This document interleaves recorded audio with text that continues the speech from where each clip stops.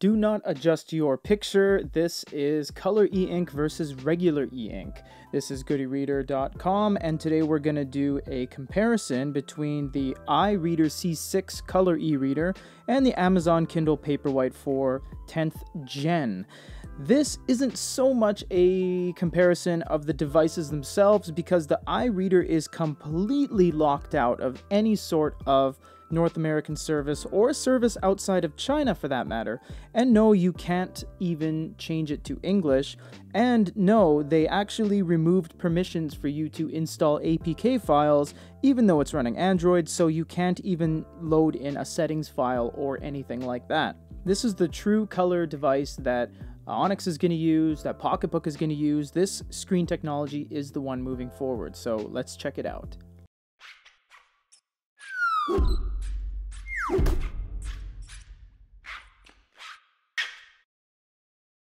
These both have Wi-Fi. This one actually comes with 3G, you can see right there, but aside from that, we both have different kind of drop-down menus and the ability to change the glow light. We'll show you that in a little bit. You have your books in your library, your books here. You can go over to the store. Again, it doesn't work outside of China.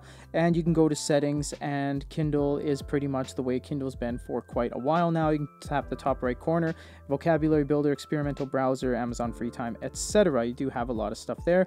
We can't really compare the browsers for reasons we will tell you in the ebook segment.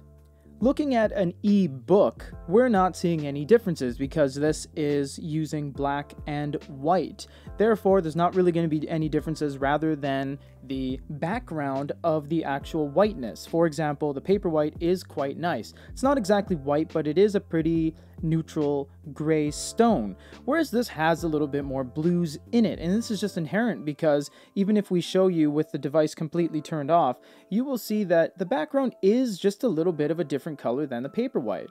So we have the light turned on a little bit because we've noticed that if we have the light turned off on this device, it's actually really dark. So we have to have it on just a little bit to get any sort of actual usability out of it on camera, that is. These do both have functionalities for books, although again, this is all in Chinese. So you get note-taking, you get highlights, you get dictionary lookups, all that kind of neat stuff. And if you click on here, you can actually go over to a Baidu engine-driven internal web browser that kind of has everything you ever need inside of it. You can't navigate away from this because again, they've locked out all permissions and even the ability for you to type in a URL. Although this does work very well, you can look up famous stars, popular culture, information, etc. Although it works really well, it's not really that good for the international market, and unfortunately we can't show videos because we don't know if it's copywritten or not. This is the magic moment right here. This is the baseball PDF we have used as a benchmark for many years, and why we do that is because we keep this file the same so we can show off how each individual reader handles it. And this is the first time we've ever done this on camera. The PDF on this side is black and white because it's on the Kindle. The PDF on this side is color. And here we go. We're just going to go through a couple pages. We're going to look at how they differ. You can see we can tap this and we can initiate a refresh. And what that does is it cleans it up a little bit.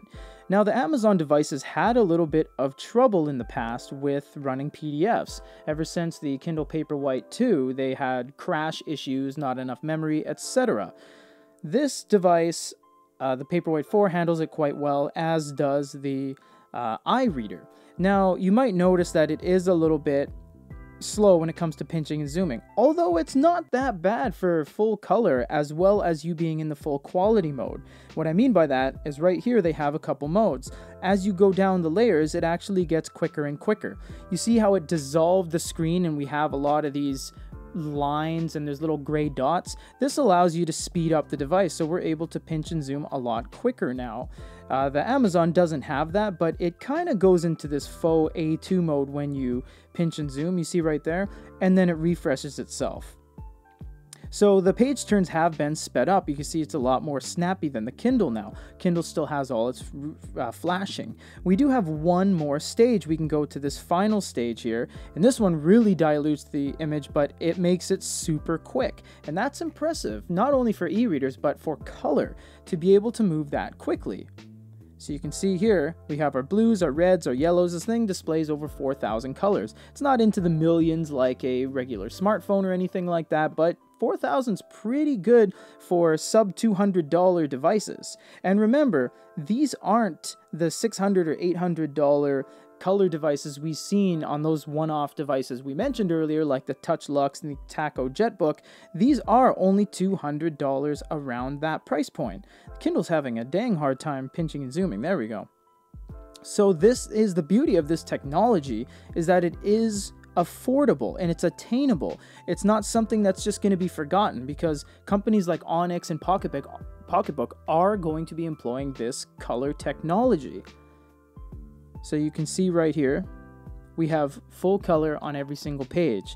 And the beauty about e-ink, if you're just joining us or you don't really know what you're looking at here, is that e-ink is inherently black and white.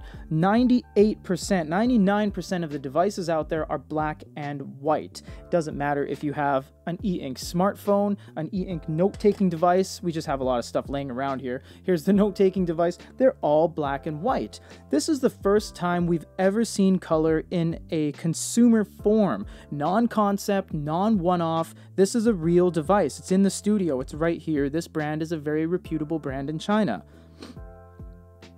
So you'll see that color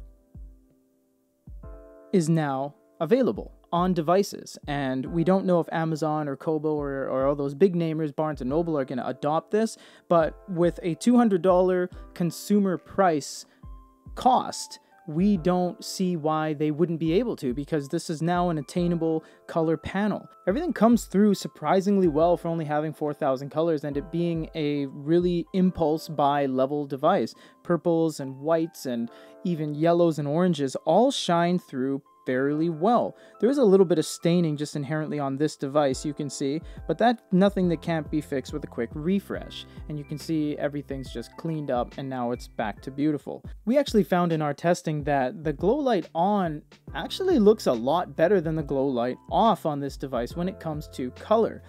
Even in a semi-darkly lit room, we like to do this, it's better balance on the camera, you will see that the colors are far more vibrant with the glow light at full blast.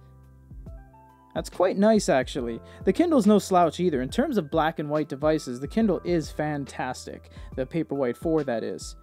But you can see that color is the primary focus of this video, because this is one of the first times we've had full control over a color device like this. Now, unfortunately, there's only one set of lighting, whereas most manufacturers have been employing both sets. The Kindle Paperwhite here, if we're able to tap that, it only has one set as well, but the Amazon devices such as the Oasis 3 do employ multiple colors of glow light, so they'll have the blue ones and the orange ones, kind of like that. So otherwise, the distribution of light, we can't really rag on it, because distribution of light has kind of been pretty stable in the past 4 or 5 years. It was only back in, say, the 2013, 2014s when we saw really low quality glow lights. It's pretty much all good across the board on most major manufacturers' glow lights nowadays. So unfortunately, that is as much as we can show, because bookstores and everything like that just simply don't work outside of China. Unless you have some sort of VPN that tricks your device into thinking you're in China, it's not going to work. But the color technology is beautiful, it is attainable, it is affordable, and more importantly, it's actually here. We're going to be doing lots of coverage on this because this is pretty monumental in the world of e-ink.